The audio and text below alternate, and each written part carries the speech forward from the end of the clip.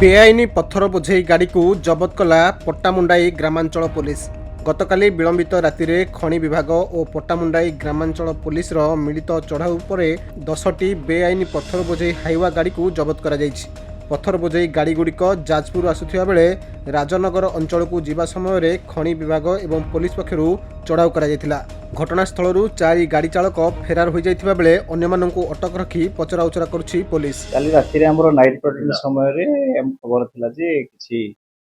गाड़ी जिबे जो मानकर किछि कोनसी डॉक्यूमेंट नाही आरसी बे तांकर टीपी नाही बोली की तो आमे से अनुसार माइनिंग अफसर के सहित जोगाजोग करथिलु। जॉइंट रेड काली हितला तो जॉइंट रेड बेले निमपुर हमरो बॉर्डर एरिया रे जो माने 10टा हाईवा ट्रक जोगनकर पत्थर नै आसुथिले सेमानको डिटेक्ट करा हैतिला एवं तांकर जांच बेले तांकर पर कोनसी ट्रांजिट पासपोर्ट पास टीपी कोनसी मिल नथिला एवं देखै पर नथिले सेमाने तो से हिसाब रे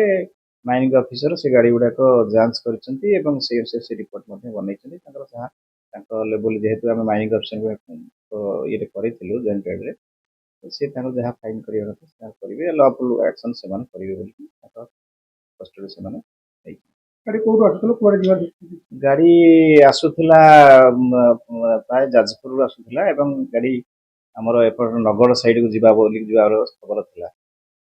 तो से जो ड्राइवर मान सब थिले से माने मध्ये से कथा मध्ये एडमिट करिसंती तो तांका भार कोन टीपी नाही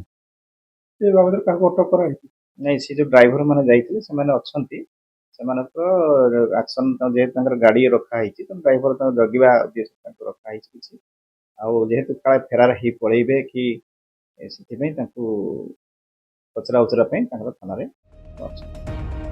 केन्द्रापड़ारू मलय कुमार साहू को रिपोर्ट, खबर ओडिशा।